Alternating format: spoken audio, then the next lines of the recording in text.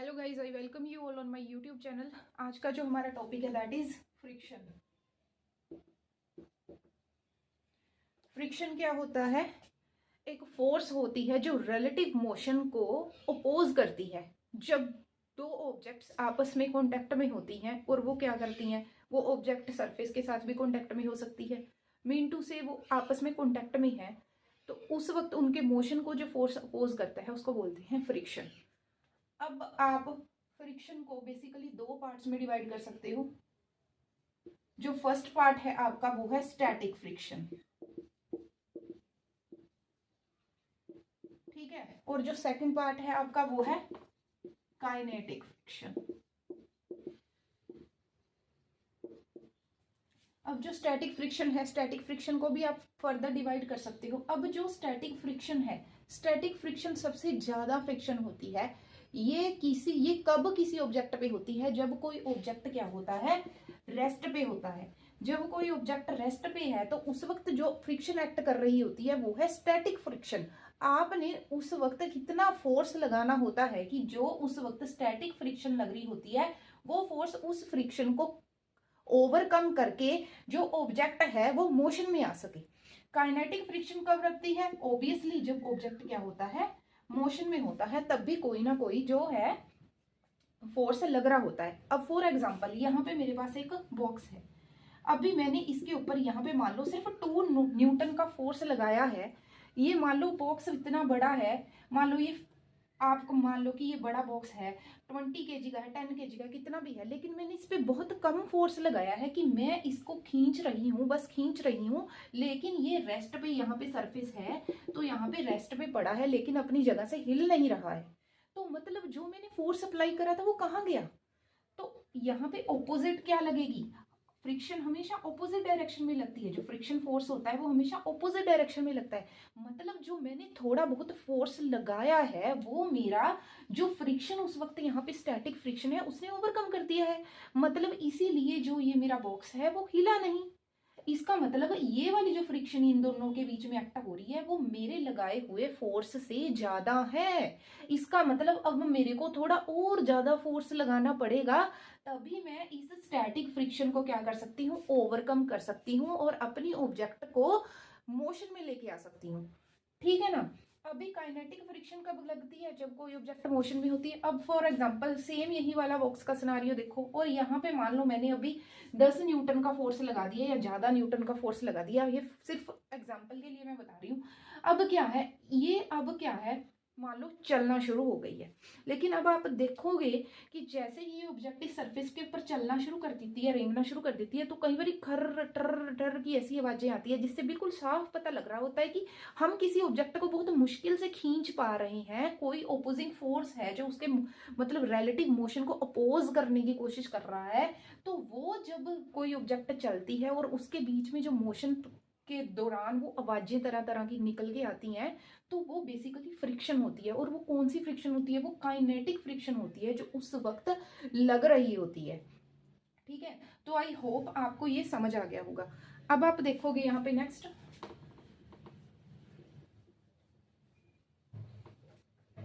जो हमारी static friction होती है ये क्या होती है, वेरिएबल होती है।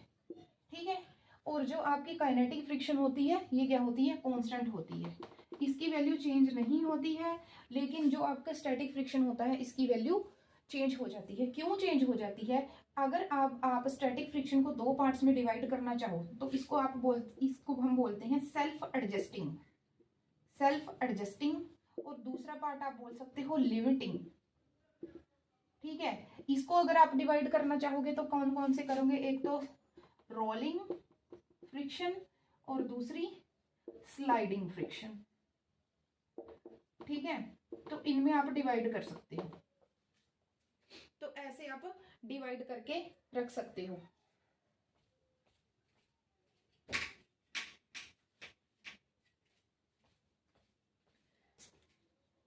अब देखो, जो इसकी वैल्यू होती है स्टैटिक फ्रिक्शन की, अब मैंने बोला वेरी करती है। हो सकता है किसी वक्त बिल्कुल भी स्टैटिक फ्रिक्शन नहीं हो, स्टैटिक फ्रिक्शन खत्म हो गई जब कोई चीज मोशन में आ गई। तो इसकी जो वैल्यू है ये होता है फ्रिक्शन का साइन। अगर मैं यहाँ पे लिख देती हूँ मान लो एस, तो स्टैटिक फ्रिक्शन, और कहाँ तक जाएगी, ये जाएगी F limiting. Maximum friction static friction की मैक्सिमम वैल्यू को हम बोलते हैं एफ लिमिटिंग की। अगर इतनी ज्यादा, ये लिमिट है स्टैटिक फ्रिक्शन की एफ लिमिटिंग, अगर इससे ज्यादा आपने फ्रिक्शन लगाया तो वो ऑब्जेक्ट स्टैटिक फ्रिक्शन आपने फोर्स लगा दिया सॉरी, तो वो वाली ऑब्जेक्ट होगी जो वो स्टैटिक फ्रिक्शन को ओवरकम करके मोशन में आ जाएगी। अब जो इसकी वैल्यू है वो तो कांस्टेंट ही है, ठीक है। तो अब हम एक छोटी सी एग्जांपल से समझते हैं कि ये कैसे है।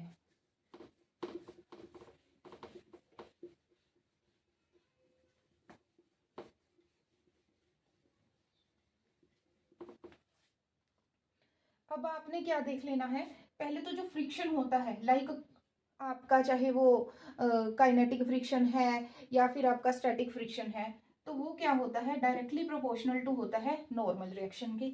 ऐसे ही सेम जो काइनेटिक फ्रिक्शन होता है वो भी डायरेक्टली प्रोपोर्शनल होता है नॉर्मल रिएक्शन के। उसके बाद अगर आप यहाँ पे प्रोपोर्शनैलिटी कांस्टेंट को हटा दोगे, बेसिकली ये जो स्टैटिक के केस में होता है ये हम लिमिटिंग ही पता करते हैं।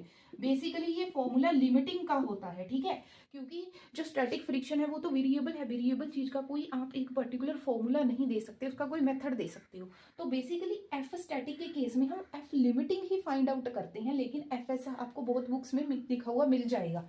तो यहाँ पे आप लगा देते हो म्यू एन, यहाँ पे म्यू एस, तो ऐसे ही आप यहाँ पे क्या लगा देते हो, इज इक्वल टू म्यू के एन, ठीक है। तो यहाँ पे आपने लिमिटिंग वैल्यू पता करनी है, वो वाली मैक्सिमम मतलब फोर्स की वो वाली फोर्स आपने लगाई जो इस लिमिटिंग से ज्यादा हो, ताकि आप इसकी स्टैटिक फ्रिक्शन को ओवरकम करके उस ऑब्जेक्ट को मोशन में लेके आ सको, ठीक है। तो यहाँ पे ये हो गया। अब यहाँ पे जो म्यू होता है इसको आप बोलते हो कोफिशिएंट ऑफ फ्रिक्शन। ये क्या होता है, कोफिशिएंट ऑफ फ्रिक्शन होता है, ठीक है। इसकी एक वैल्यू पर्टिकुलर है जो दी होती है। अब हम इनको क्या करेंगे, एग्जाम्पल से समझेंगे ताकि आपको और अच्छे से पता लग सके।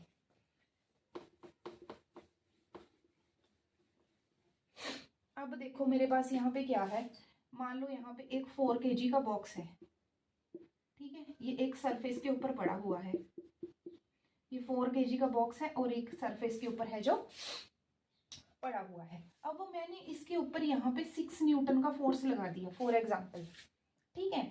और मान लो आपका म्यू है जो वो कितना है, मान लो हम इसकी बात कर रहे हैं, अभी इसका फॉर्मूला है, ये लिमिटिंग हम पता करते हैं, ठीक है। लिमिटिंग बेसिकली पता करते हैं कि मैक्सिमम स्टैटिक का कितना फोर्स यहाँ पे लग रहा है। तो यहाँ पे मान लो 0.2 रख लो, ठीक है, कोफिशिएंट ऑफ फ्रिक्शन है 0.2 रख लो। अब आपने इसमें दो चीजें सबसे पहले तो समझनी है, लाइक आपका ये एक बॉक्स है, ये बॉक्स 4 kg का है और एक सरफेस के ऊपर पड़ा है, तो इसका जो वेट है वो हमेशा mg नीचे को एक्ट करेगा। इसको बैलेंस करने के लिए ऊपर क्या होगा, नॉर्मल रिएक्शन होगा जिसको आप बोलते हो n, लेकिन हमेशा नॉर्मल रिएक्शन mg के बराबर नहीं होता, आगे क्वेश्चन में पता लगेगा, बहुत सारे केसेस में होता भी है, ठीक है। अब इसमें हमने ये क्या है, एक दूसरे को बैलेंस कर रहे हैं, ये तो बस पड़ा है हिल नहीं रहा, तो हमने यहाँ पे बोल देना है कि, और ये mg कितना है 4g, मास कितना है 4, तो मैंने यहाँ पे बोल दिया n is equal to 4g, g की वैल्यू हम ले लेते हैं 10, ठीक है। तो अब आप यहाँ से यहाँ पे इसको खींच रहे हो 6 न्यूटन का फोर्स लगा के, 6 न्यूटन का फोर्स लगा के खींच रहे हो, तो इसके भी तो ऑपोजिट कोई ना कोई जो है, मतलब कौन सा लगेगा, अब यहाँ पे लगेगा फ्रिक्शन, यहाँ पे लगेगा, यानी कि इस वाले फोर्स को बैलेंस करने के लिए क्या है, स्टैटिक फ्रिक्शन फोर्स लगाएगी कि आप खींच रहे हो जी मैं खींचने नहीं दूंगी, ठीक है ना। तो स्टैटिक की आप इसको मूव कराना चाह रहे हो लेकिन ये मूव नहीं कराएगी। तो ऐसे केसेस में क्या होता है, सबसे पहले तो आपने यहाँ पे चेक करना है आपके दिमाग में, यहाँ पे लिमिटिंग क्या मैंने बताया है बार बार कि वो वाला maximum force, maximum static force की वैल्यू जिसको ओवरकम आपको करना है, तभी आपका ऑब्जेक्ट मोशन में आ सकता है। तो यहाँ पे इफ आपका जो एफ अप्लाइड है, ये आप जो अप्लाई कर रहे हो यहाँ पे फोर्स, जो आपका अप्लाइड फोर्स है अगर ग्रेटर देन है एफ लिमिटिंग से, अगर ग्रेटर देन है एफ लिमिटिंग से, मतलब कि मैक्सिमम वैल्यू स्टैटिक फ्रिक्शन की, एफ लिमिटिंग क्या है मैक्सिमम वैल्यू स्टैटिक फ्रिक्शन की, अगर आपका अप्लाइड फोर्स उससे बड़ा हो जाता है तभी आपकी ऑब्जेक्ट मूव करेगी, अदरवाइज आपकी ऑब्जेक्ट यहाँ पे मूव नहीं करेगी, वो रेस्ट पे ही रहेगी। अब देखते हैं चेक करके इस केस में। ठीक है, मैंने तो 6 न्यूटन का लगा दिया। अब मेरे को फॉर्मूला पता था हाँ जी की एफ एस क्या है, म्यू एस एन। म्यू की वैल्यू मेरे को पता है 0.2 है। ये कितना है मेरे पास 4g। जी की वैल्यू मैंने भर ली 4 इंटू 10, पॉइंट से 0 कैंसल, ये कितना आ गया 8 न्यूटन। 8 न्यूटन। इसका मतलब जो आप यहाँ पे फोर्स लगा रहे हो 6 न्यूटन का, अभी तो ये कम लगा रहे हो। यहाँ पे तो 8 न्यूटन फ्रिक्शन लेके बैठी हुई है। लिमिटिंग लिमिटिंग तो वैल्यू कितनी है फ्रिक्शन, स्टैटिक फ्रिक्शन की लिमिटिंग वैल्यू कितनी है 8 न्यूटन है। आप तो भी 6 न्यूटन का ही फोर्स लगा रहे हो, मतलब आपको अपना फोर्स क्या करना पड़ेगा, जो अप्लाइड फोर्स है वो क्या है 6 न्यूटन, जो कि ग्रेटर देन तो है ही नहीं, गलत है, ग्रेटर देन तो है ही नहीं। तो यहाँ पे जो आपकी जो ऑब्जेक्ट है वो क्या रहेगी, रेस्ट पे रहेगी, वो हिलेगी ही नहीं, क्योंकि आपके तो एफ लिमिटिंग ज्यादा हो रहा है और आपने जो अप्लाई करा है फोर्स वो कम है। तो इस केस में क्या है कि आपका ये मैक्सिमम फोर्स है 8 न्यूटन। अगर इस 8 न्यूटन से ज्यादा आपने फोर्स लगा दिया तो आपका ये ऑब्जेक्ट जो है वो मूव करना शुरू हो जाएगा, वो रेस्ट पे नहीं रहेगा। तो इसका मतलब ये नहीं यहाँ पे सोच लेना कि मान लो आपने तो यहाँ पे 6 न्यूटन का फोर्स लगाया था और पीछे उसकी रिएक्शन में 8 न्यूटन का फोर्स आ गया तो वो ऑब्जेक्ट आगे मूव करने की बजाय पीछे मूव करेगी। तो ऐसा कुछ नहीं है, ठीक है ना। वो ऑब्जेक्ट है जो हमेशा, ये तो सिर्फ ऑब्जेक्ट हमेशा आगे ही मूव करती है, लेकिन क्या है ये जो 8 न्यूटन है ये हमें दिखा रहा है कि इतना जो लिमिटिंग वैल्यू है स्टैटिक फ्रिक्शन की इसको ओवरकम करिए। ये सिर्फ एक वैल्यू बता रहा है, अगर इससे ज्यादा फोर्स अप्लाई करोगे तभी ये वाली जो आपकी स्टैटिक फ्रिक्शन है काइनेटिक फ्रिक्शन में चेंज हो जाएगी और ऑब्जेक्ट है जो आपकी वो रेस्ट से मोशन में आ जाएगी। ठीक है, आई होप आपको ये समझ आ गया होगा। अब इससे रिलेटेड न्यूमेरिकल आप खुद भी कर सकते हो।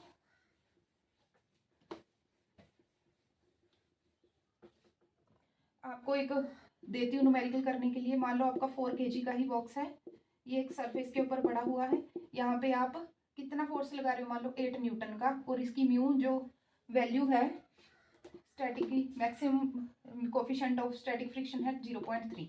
आपने मेरे को आंसर में बताना है कि क्या ये ऑब्जेक्ट रेस्ट पे है या मूव कर रही है, कितना इसका जो लिमिटिंग मैक्सिमम लिमिटिंग फोर्स है वो कितना है। ठीक है, तो आपको ये बताना है, ये आपने मेरे को कमेंट सेक्शन में इसका आंसर देना है। ठीक है, उतार लो इसको अच्छे से।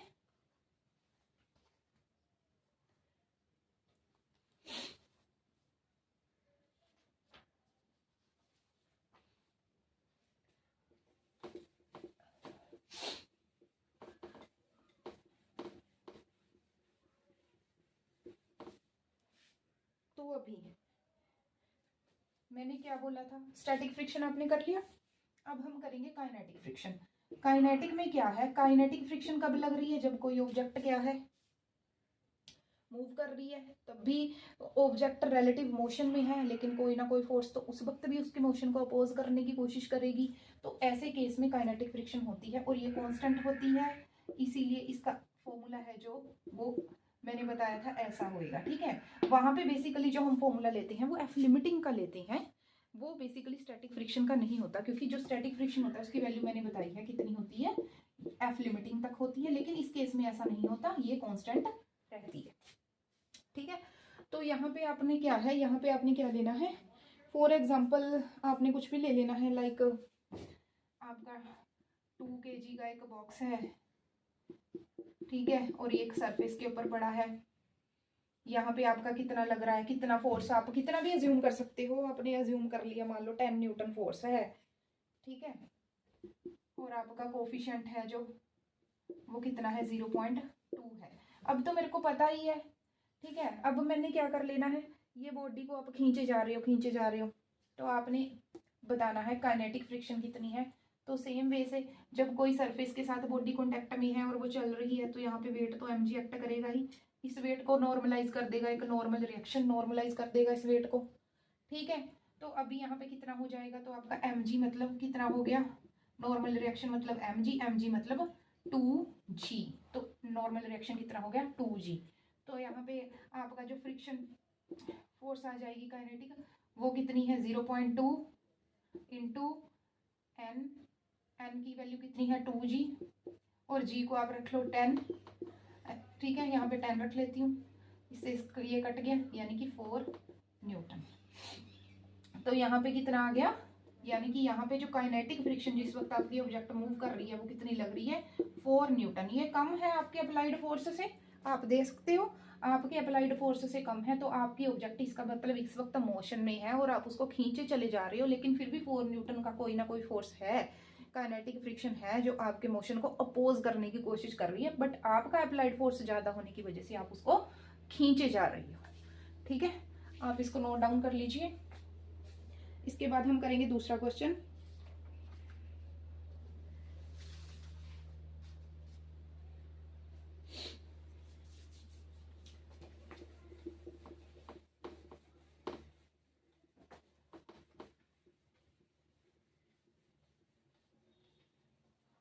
अब देखिए, जैसे कि मैंने बताया था आप लोग को, जो आपका एक फॉर एग्जांपल यहाँ पे एक बॉक्स है 4 kg का, ये एक सरफेस के ऊपर पड़ा हुआ है। अब इस केस में क्या है, जरूरी तो नहीं मैं सीधा फोर्स लगाऊंगी, मैं फोर्स को किसी एंगल पे भी लगा सकती हूँ। मैंने मान लो 45 डिग्रीज पे यहाँ पे एक फोर्स लगाया है, मैंने एक शॉट भी डाला है, उसमें आप देख सकते हो कि कौन सा कंपोनेंट कोस थीटा वाला होता है, बट कोई बात नहीं, मैं यहाँ पे बता दूं, जिसके साथ ये थीटा सटा होता है वो हमेशा क्या होता है कोस थीटा होता है, और ये जो बाकी का जो इसका कंपोनेंट है ये कौन सा होएगा साइन थीटा। ठीक है, फोर्स यहाँ पे मान लो 10√2 मान लो, √2 मैंने माना क्योंकि देखो साइन कोस 1/√2 होएगा तो इजी हो जाएगा कटने में, बाकी आप कुछ भी मान सकते हो। ठीक है, अब इसमें और क्या है देखो, तो यहाँ पे आप फोर्स एफ साइन आप कोस थीटा को कैसे लिख सकते हो, फोर्स कितना है 10√2, कोस थीटा कितना आ जाएगा 45। ठीक है, तो इतना 10√2 इंटू 1/√2, √2 से रूट कैंसिल, यानी कि एफ का ये वाला कंपोनेंट कितना आ गया 10 न्यूटन का। ठीक है, उसके बाद ऐसे ही एफ साइन थीटा निकाल लोगे, ये कितना आ जाएगा 10√2 साइन 45, साइन और कोस 45 सेम होता है पता है आपको। ठीक है, तो ये भी कितना आ जाएगा आपके पास 10 न्यूटन का। मतलब तो एक तो वर्टिकल कंपोनेंट जो ऊपर लग रहा है, अभी आपको यहाँ से क्या मिला कि आपके पास यहाँ जो 4 kg का पड़ा था ये ब्लॉक एक सरफेस के ऊपर पड़ा हुआ है, इसके ऊपर एक तो नॉर्मल रिएक्शन लगेगा एन जो इसके वेट को कर रहा है mg कितना है 4g, पता लग रहा है। और दूसरा एक जो फोर्स है मैंने एक 45 डिग्री के एंगल पे लगाया था, उसका एक वर्टिकल कंपोनेंट भी जो 10 न्यूटन का है ऊपर एक्ट कर रहा है, तो यहाँ पे 10 भी आएगा।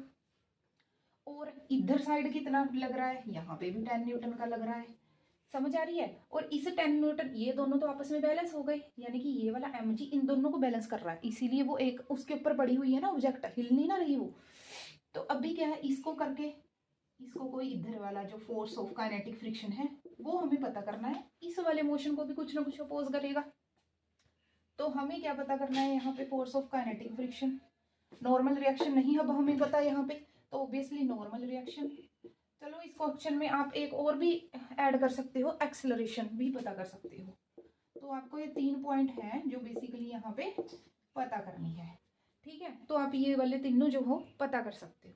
अब आपने क्या करना है देखो, पहले सबसे पहले मैं n पता कर लेती हूँ। अब ये क्या होएगा mg किसके बराबर होएगा इजिकल टू 10 + n, क्योंकि ये कंपोनेंट ये आपस में बैलेंस कर रहे हैं, जब कोई चीज बैलेंस करती है तो उसकी वैल्यू को इक्वल टू रखते हैं, तो ये चीज इसके बैलेंस कर रही है, तो यहाँ m की वैल्यू 4g 10 + n, g की वैल्यू भी 10 अज्यूम कर लो तो 40 हो जाएगा, 10 + n, ये n कितना आ जाएगा 30। तो यहाँ से आपने 10 की वैल्यू कितनी n की वैल्यू निकाल दी नॉर्मल रिएक्शन की 30। ठीक है, तो इस वक्त 40 के इक्वल नहीं आई ना, यही मैंने आपको पिछले क्वेश्चन में बताया था। तो उसके बाद क्या है, फोर्स ऑफ काइनेटिक फ्रिक्शन है जो ये आपको पता करना है, एक्सेलरेशन पता करनी है। अभी आप ये कैसे पता करोगे, तो इसको कैसे पता करोगे, आपको पता है force of kinetic friction is equal to mu k into N. यहाँ पे कोफिशिएंट ऑफ फ्रिक्शन नहीं लिखा, कोफिशिएंट ऑफ फ्रिक्शन को आप मान लो 0.2, ठीक है मान लिया, और ये क्या है एन, 30 कितना आ गया 6 न्यूटन। तो यहाँ पे ये जो लग रही है 6 न्यूटन लग रही है और यहाँ पे कितनी आ गई 6 न्यूटन। अब क्या है एक्सेलरेशन। एक्सेलरेशन मैंने आपको क्या बताया था, क्या होती है, force is equal to mass into acceleration. Force कितना है, इधर आप 10 लगा रहे हो इधर 6 लगा रहे हो, कितना हो जाएगा 10 माइनस 6। मास कितना है 4 इंटू एक्सेलरेशन, ये कितना आ जाएगा 4 इज इक्वल टू 4 इंटू ये कितनी आ जाएगी एक्सेलरेशन की वैल्यू 1 मीटर पर सेकेंड स्क्वायर। ये आपकी एक्सेलरेशन है। आई होप अब आपको कोई कंफ्यूजन नहीं हो रही होगी, अच्छे से आपको समझ आ गया होगा। और जो क्वेश्चन मैंने आपको दिया है उसका कमेंट सेक्शन में आंसर जरूर बताना। Thank you.